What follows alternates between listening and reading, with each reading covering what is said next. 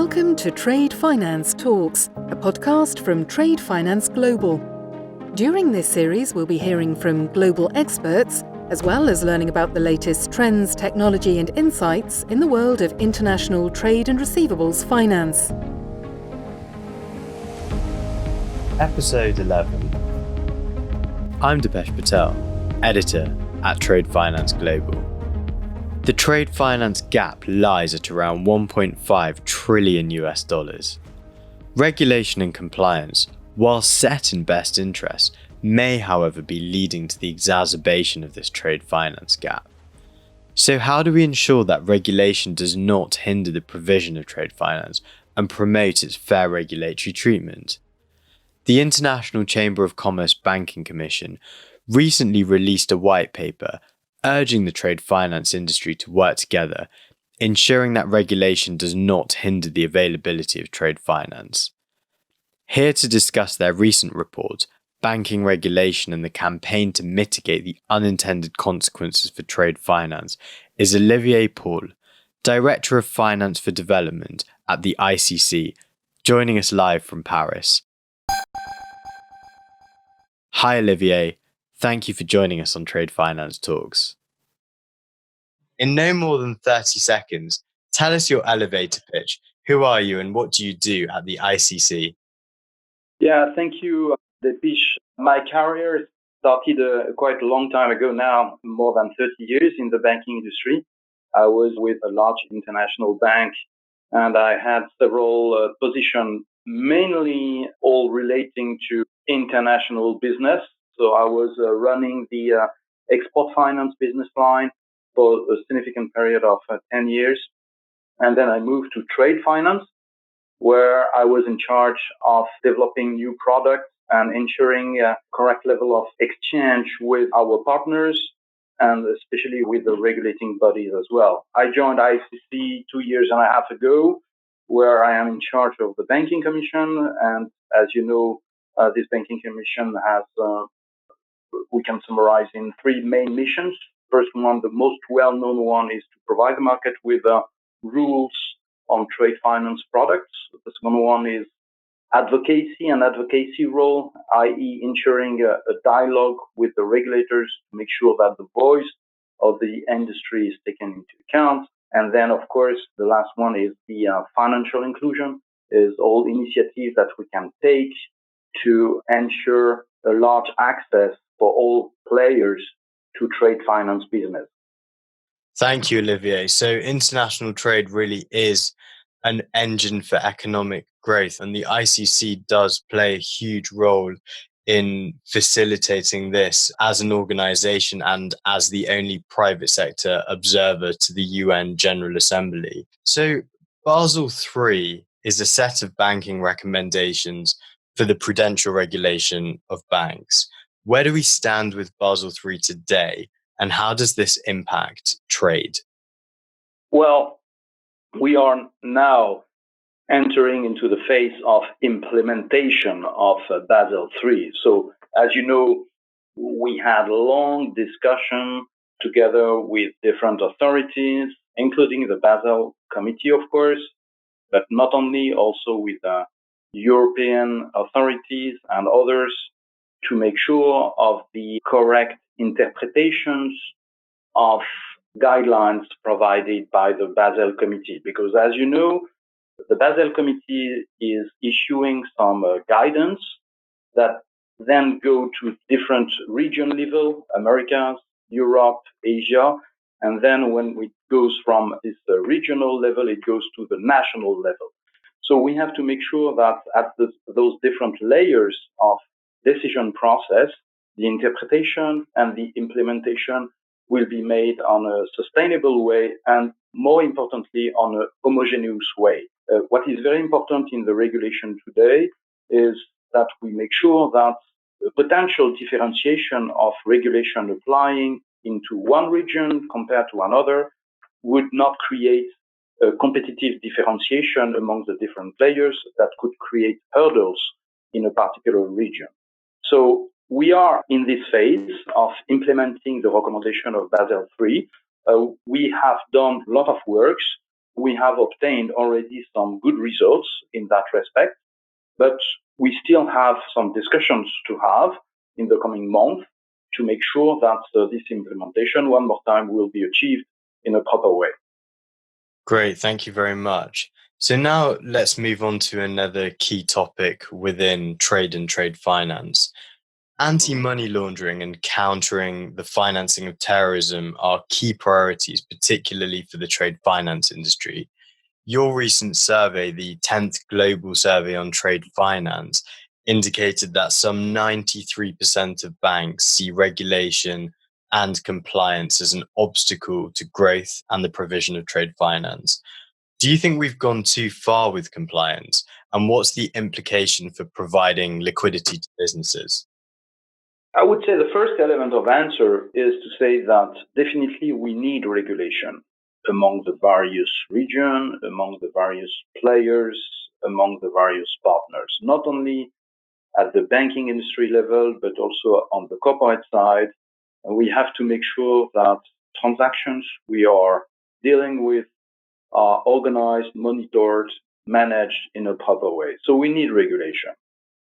On the compliance side, more specifically on the compliance side, I think it is exactly the same thing. We need absolutely to have common standards. We need to have common guidelines and common way to approach the compliance issues. Anti-money laundering, combating the terrorism is one of the key issues that all players with international trade will have to deal with in the coming months and in the coming years. So I don't think we have been too far in that respect. I don't think so. What we need now is, one more time, homogeneity among the various countries. We need to have a common way to approach AML issues, the setup of level of controls, reporting, and survey that has to be done. It has to be done in a homogeneous way among the various countries. And the second aspect is that we need stability. We need stability in the guidelines that are released in the different countries, in the different regions, at the banking level, at the corporate level, to make sure that we are all talking the same language. I think what is felt today by the players, if we feel that there is hurdles that are created by those requirements in terms of compliance, it is not because of the level of requirement, it's more because of the instability of those requirements. But it is true at the same time that as long as you increase the level of control, of course, it creates additional costs in the implementation of one transaction, and this additional cost has to be absorbed by someone. And this is where maybe there will be difficulties in the future, because the implementation of new transactions will deserve to have a correct remuneration for the different players. Thank you. And I think talking about the business models with respect to operational costs is very important here for the banks. And we'll definitely talk about some of the progress made a little bit later on in this podcast. So let's talk about SMEs now. Some 80% of international trade flows involve the recourse to a financial instrument, according to the WTO, be that a letter of credit, guarantee, or export credit. So the rules and regulations mentioned earlier, they're affecting the banks, their corporates, and the large importers and exporters. But how is this affecting those that are in the most need of trade finance instruments, such as SMEs and those in emerging markets, which we hear so often from the ICC, from the ADB, etc.? Well, you have mentioned that there is a $1.5 trillion financing gap that exists today. This is a very difficult figure, and of course, we have to take some initiatives, we have to take some disposition to ensure that there will be one day significant reduction, decrease of this level. If we analyze a little bit more this 1.5 trillion, what do we see? We see that a large majority of transactions which are rejected by the banking industry today are coming from SME. I think the proportion is something around 2/3. So 2/3 of the rejected transactions are coming from SME. It does not mean that 2/3 of the transactions proposed by SMEs are rejected. I'm talking about 2/3 of the rejected transactions, not 2/3 of the transactions proposed by SMEs. Because I want to be precise on this point, because from time to time I read that there is a confusion around this figure. However, it is for sure that SMEs are the categories of players in this industry which is the most impacted by the level of requirements attached to compliance, regulation, and everything. Of course, what we have to do is to define some specific features that will apply for SMEs in order to help them to have a better access to financial services and banking industry on a global basis. When we talk about such a huge amount of financing gap, I'm not sure that the banking industry, even with more flexibility in compliance issues, regulations, and everything, let's imagine, for instance, that there will be in the future no regulation, no compliance requirement. Even with that, I'm not sure that the banking industry alone would be able to fill in this financing gap of $1.5 trillion. I'm not sure of that because of problem of country risk envelope, because of problem of capacity, because of problem of credit risk. I think the banking industry will not be sufficient to fill in this gap. So the solution, or maybe one of the solutions, will be new technology, the appearance of new players, newcomers in this industry.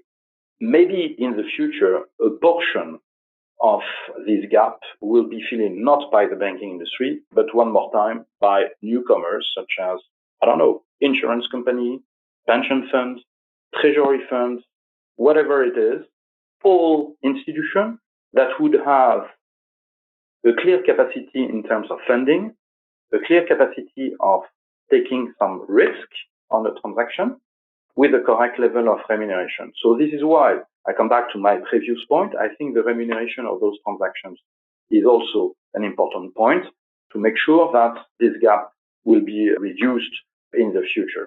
Yeah, I'm completely with you there. And perhaps we do need to take a look at the role of non-bank financial institutions, other technology providers, and new players. And actually, we released our second issue of Trade Finance Talks, our magazine today, with a spotlight on some of the NBFIs, some of the insurance players, and the role of securitization, perhaps, and other instruments to help facilitate trade. But with tech comes the need for different financiers and providers to actually talk to each other across different platforms. And standardization, I think, is another key issue and concern for the trade finance industry across many jurisdictions. It leads to ambiguity, inconsistencies, variance amongst different banks in different countries, as you know, and you bring up very frequently. So what's the view from the Banking Commission, and what is being done to standardize trade terminology? Well, this is something on which we are working on for a few months now. I think this is exactly the point you mentioned. I think what is important is to create the interoperability among the various platforms. We will not create one single technology applying for everywhere and for everyone. We can be sure that there will be different DLT technology, blockchain technologies that will be developed by different countries, different fintech, and this is absolutely encouraging. As long as we have many people involved in this research, the good solution will emerge one day. I'm absolutely convinced of that. What is not, let's say, taken into account by one single fintech or one single bank is to make sure of the interoperability among the various platforms, which is to say that we have to create the standards allowing those different platforms to have the capacity to connect and the capacity to dialogue. We are working on that. We have set an important task force gathering dozens of large players in the banking industry. I guess the people representing those different banks in this group represent a significant portion of the market share of trade finance today. And we are working on that aspect. And we will probably announce in the coming month the preliminary results of the creation of these standards. But it will take some time. This is not an easy task, and this is not something that will be produced in, I don't know, before September 2019. That's impossible. It will take much longer than that. But we'll be successful because we have around the table the key players and the key, let's say, actors of this important move of this industry in the future. We cannot ignore this move. Yep. Thank you very much. And look, interoperability and the idea of a network of networks is so important. We were at Consortia 2019 BCR's conference last week talking about this and theorizing some ideas for how the different networks and consortia can work together and whether a body like ICC should be leading and paving the way for this. I'm very glad that you guys are considering e-bills of lading versus bills of lading and the shipping and logistics space, not just pure trade, letters of credit, open account, etc. Yes. Very, very important to take a holistic helicopter view of trade. Mm-hmm. Let's get technical now and talk a little bit more about the progress that has been made, as you mentioned earlier. So tell us about any amends in Article 55 of the BRRD, the Bank Recovery and Resolution Directive, and why can't we waive this text completely for the trade finance sector? It would have been the best solution, of course, to waive totally trade finance of the application of the Article 55. But unfortunately, this was not possible. Don't ask me why. Maybe we should raise the question at the European level.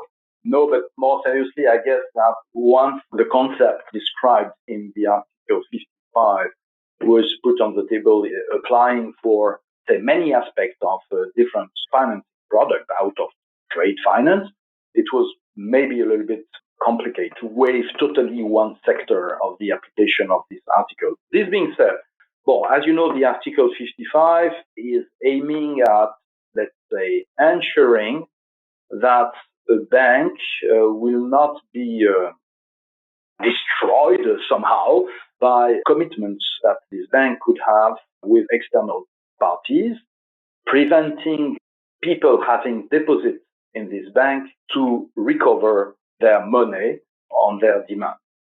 So basically the concept of, let's say, putting together some regulation aiming at protecting private people for their deposits and to ensure that these private people could recover as they wish their deposit in the bank, I think it was a good idea. All right.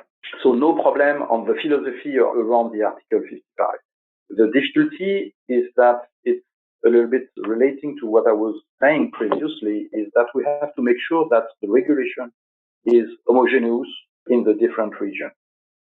If we apply the Article 55 as it was designed at the beginning, so as such, from one day to another, to all banks that are located in Europe, we are creating a differentiation in terms of competition between the business in Europe and the business out of Europe.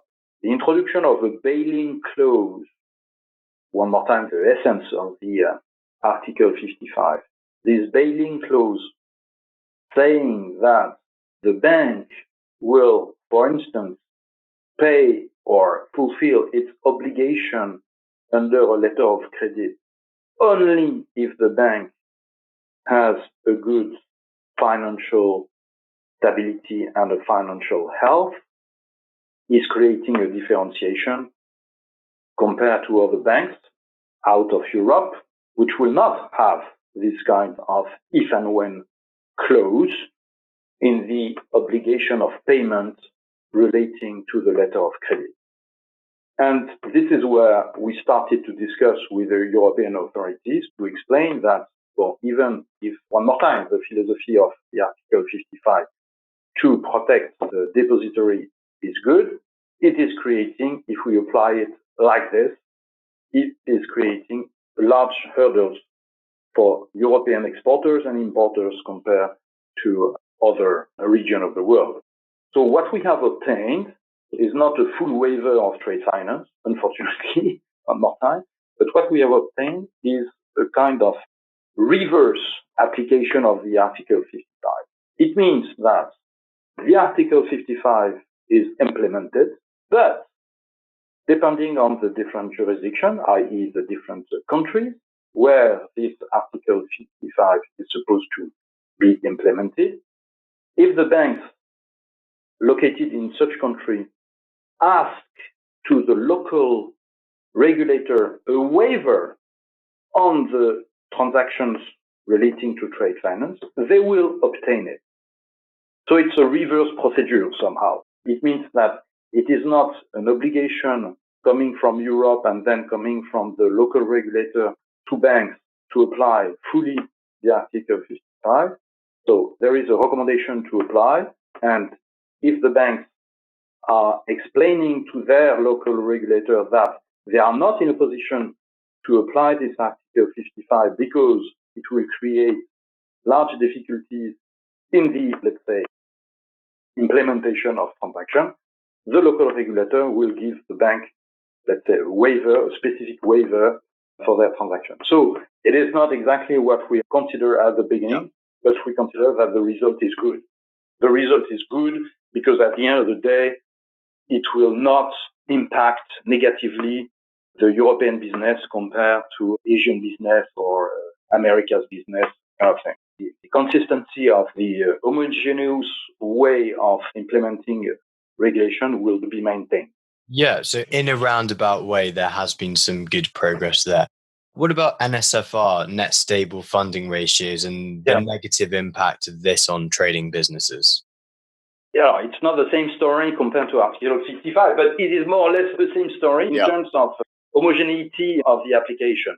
As you know, the NSFR has to be differentiated, taking into account the maturity of the transaction. Okay, so you have a different step of maturity below 1 month, between 1 month and 6 months, and above 6 months.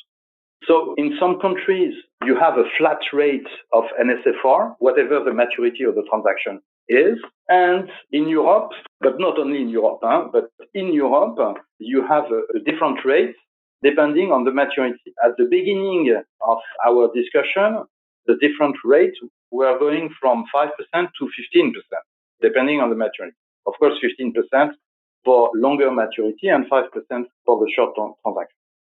Compared to that, you take a country like Brazil, for instance. If I remember correctly, they have forecast to have one single rate applying to all maturity, which was limited to 3%. Okay, and you have other jurisdictions or other countries where you decided not to apply any NSFR requirement. Okay, so in the world, you had specifically on this NSFR topic, you have several and different ways to apply this requirement. So it was difficult because the European level, it was maybe one of the highest level of rates that was supposed to be applied. So discussion is not over on this field. We still have some discussion to have with Europe, but what we understand that the scale or the differentiation among the various level of rates will be reduced. So we will not go maybe from 5 to 15, but maybe we will only go from 5 to 10, for instance, which is not, one more time, exactly what we would like to obtain, but at least it is already a progress compared to the initial proposal. We still need to continue discussing on that. Thank you. So what are the next steps for ensuring that regulation does not hinder availability of finance and remains relevant in a digital landscape? Well, the question is a little bit difficult because it's difficult to anticipate the next step. However, I would say the following.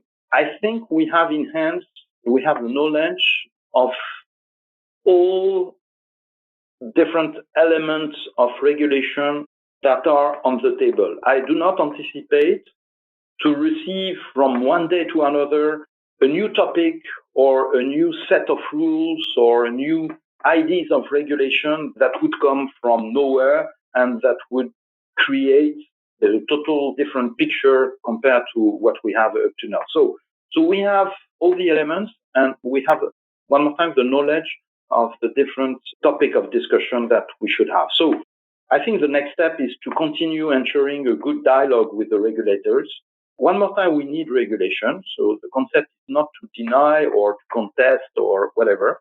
The only point is that we have to accompany the business and the market in a proper way. So one more time, the next step is to continue this dialogue with the regulators. The experience shows that the regulators are listening to us, to ICC, maybe with among others, of course, but they are listening to ICC. They take into account what we say. We have demonstrated that we are in a position to obtain some good results. So we have to continue on that. The big next step, of course, is digitalization. What will be the consequences of digitalization? What will be the consequences of the appearance, the emergence of new players, which will be or which are today regulated in a different way? Of course, the constraints, the Basel Committee recommendations, for instance, do not apply to non-banks today. So how do we tackle this? How do we manage this situation?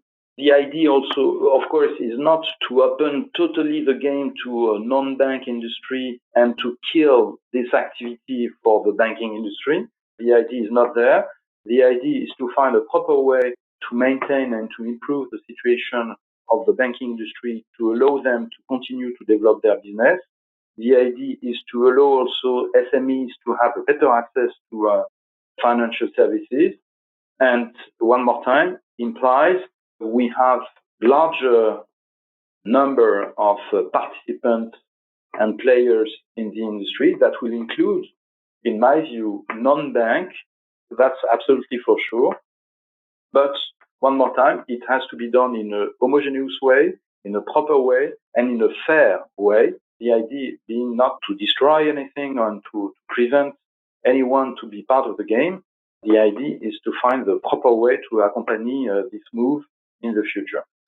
Thanks very much, Olivier, for your insights and knowledge into the impacts of regulation and compliance on banks and the implications this has on trade financing. I think you've brought up some really good dialogue on the need for regulation, but the potential for technology, the need to understand the business cases and models for providing liquidity to businesses, and also the role of intergovernmental bodies such as ICC in rulemaking and setting the agenda for the future of trade. So we look forward to hearing about further progress in terms of Basel Committee regulations, tackling the situation with non-banks, the digitalization, the DLT, the blockchain agenda and working groups, and I guess growing global trade, which is good and inclusive for all parties. Thank you very much, Olivier, for coming and joining us on today's podcast of Trade Finance Talks. You're welcome. Thank you very much to you. Thanks for listening to Trade Finance Talks. Be sure to subscribe to our podcasts at tradefinanceglobal.com.